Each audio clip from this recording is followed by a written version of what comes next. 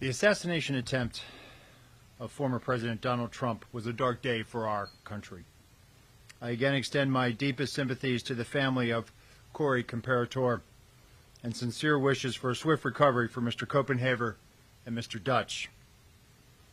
The Secret Service takes full responsibility for the tragic events of July 13th. This was a mission failure. The sole responsibility of our agency is to make sure our protectees are never put in danger. We fell short of that in Butler, and I'm working to make sure that this failure does not happen again.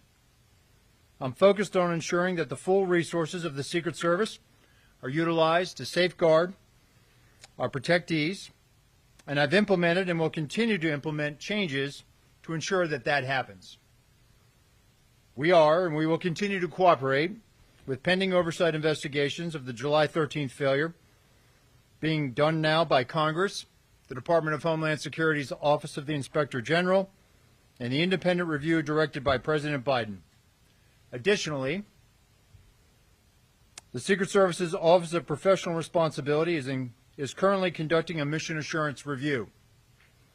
As I stated, I am not waiting for the completion of those reports, and I've directed the Secret Service to take immediate steps to ensure our protectees are indeed safe.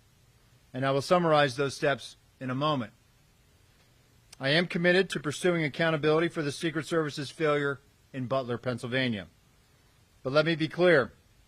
If policy violations by Secret Service personnel are identified by the agency's mission assurance review, those individuals will be held accountable. And they will be held accountable to our fair and thorough disciplinary process. The first part of that process is an investigation to identify whether policy violations occurred. Potential policy violations are referred to our Office of Integrity, and appropriate discipline is administered under our table of penalties. The facts will drive the outcomes of those investigations, and I promise accountability. And I will not rush to judgment nor ignore due process. Every single person within the Secret Service feels the weight of what happened. We are in an unprecedented threat environment and a high operational tempo during this presidential campaign. The men and women of the Secret Service are working incredibly hard and doing their jobs under difficult circumstances. They need to focus on their work, and they need to know that I have their backs, and that is my commitment to them. I want to thank our state and local partners. The Secret Service relies on local law enforcement for every protective event. Those valiant men and women work tirelessly protecting their communities. They know the people, places, and terrain that we operate in. We owe them our thanks, and simply put, we cannot do our jobs without them. And I know how important this relationship is. I spent 4 years in local law enforcement before joining the Secret Service. I know the long hours these men and women put in and the professionalism they bring to this partnership. And in that capacity, I was always proud to support the Secret Service's protective mission when called upon as a municipal police officer. In no way should any state or local agency supporting us in Butler on July 13th be held responsible for a Secret Service failure.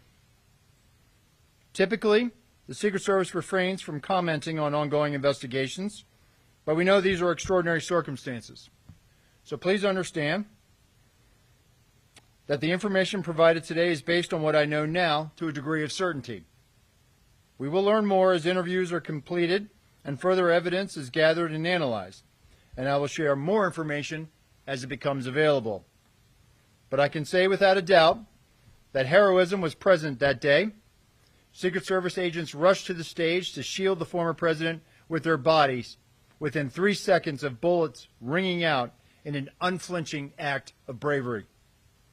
The Secret Service counter-sniper who neutralized the threat with a single shot undoubtedly saved countless lives.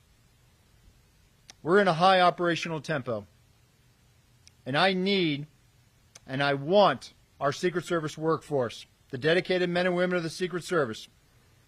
I want to know and I want to make sure that they are uplifted so they can focus on carrying out the mission. They are worthy of trust and confidence, and they deserve your support. And let me take a moment to speak to the American people that are counting on us to do our job, to protect their ability to cast a vote for the candidate of their choice. The Secret Service's successes are largely unknown. You will only know of our failures, and those have been documented, and all of them are undeniably dark days in our nation's history. But let me tell you about the dedicated patriots of the Secret Service.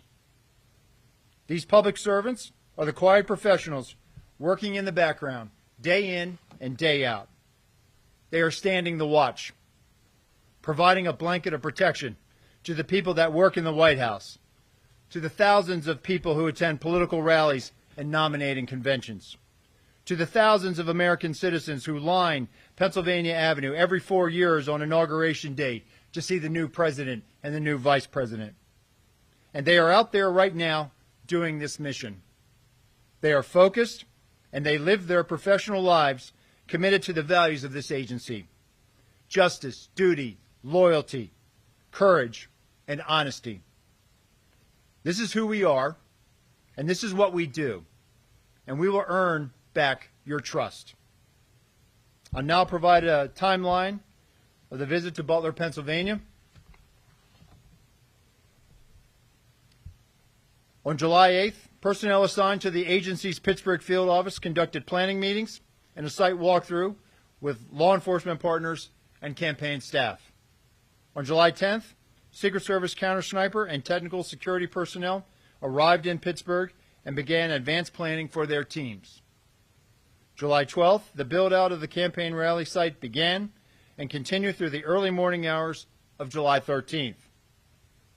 In the morning of July 13th, a site briefing was conducted with Secret Service personnel and law enforcement partners supporting the event.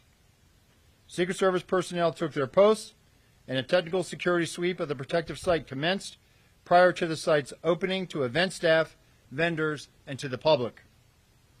At 12:30 p.m., the Secret Service opened the protective site to event staff and vendors, and then at 1 o'clock, magnetometer screening of the estimated 15,000 people attending the campaign rally event, staff, and vendors began. At 5:30 p.m., former President Trump arrived at the campaign rally via Secret Service motorcade, and at that time he met with supporters in a secure backstage area within the protective site. At 5:45 p.m., a local Butler County Emergency Services Unit counter-sniper team member texted the Secret Service counter-sniper team leader about a suspicious person and sent 2 photos of the individual, later identified as the assailant.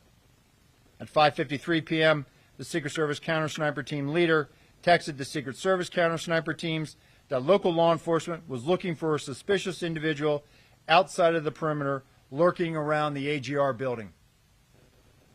At this time, Secret Service personnel were operating with the knowledge that local law enforcement was working on an issue of a suspicious individual. The concept of local law enforcement working on such issues is common at sites. And on July 13th, there were over 100 calls for support. At 6 p.m., former President Trump took the stage to begin remarks. And based on what I know right now, neither the Secret Service counter-sniper teams nor members of the former president's security detail had any knowledge that there was a man on the roof of the AGR building with a firearm. It is my understanding that personnel were not aware the assailant had a firearm until they heard gunshots.